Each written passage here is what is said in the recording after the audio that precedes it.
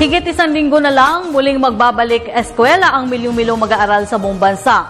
At bukod sa pamimili ng mga kagamitan para sa pasukan, mahalagang maingkondisyon ang isipan ng mga kabataan, lalo na yung mga papasok sa paaralan sa unang pagkakataon.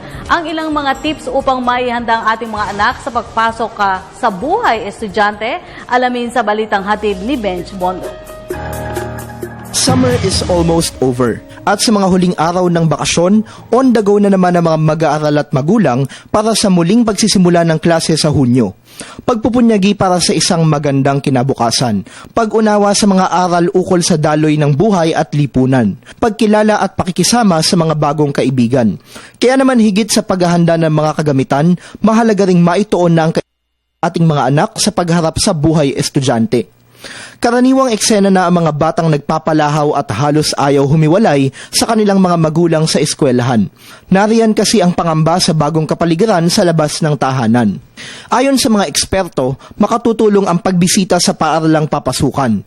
Makabubuti rin ang isang mini tour dito kung saan makikilala ng bata ang kanyang guro at magiging pamilyar siya sa mga lugar sa loob nito. Sa ganitong paraan, mas magiging komportable ang pakiramdam niya sa piling ng mga tao doon na magbibigay daan sa isang masayang karanasan sa paaralan. Maaaring samahan ng bata sa mga unang araw ng klase, ngunit habang tumatagal, kailangan na silang iwan upang matutunan nilang makibagay sa kanilang kapaligiran. Dito, mas epektibo ring magagampanan ng guro ang kanyang tungkulin bilang pangalawang magulang ng mga bata. Agad na tanungin kung may assignment ang mga bata pagkagaling sa eskwelahan. Ito ay upang matulungan sila dito o kaya'y mabili ang mga gamit na kailangan para sa kanilang gawain sa kinabukasan. At syempre, goodbye muna sa mga gadgets and say hello sa advanced reading.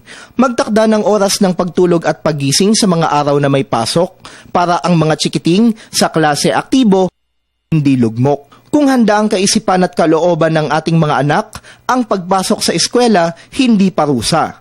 Kaugnay nito, disiplina ang kailangan upang ang pag-abot sa magandang kinabukasan maging masaya, makulay at makabuluhan. Para sa Telebisyon ng Bayan, Benj Bondo.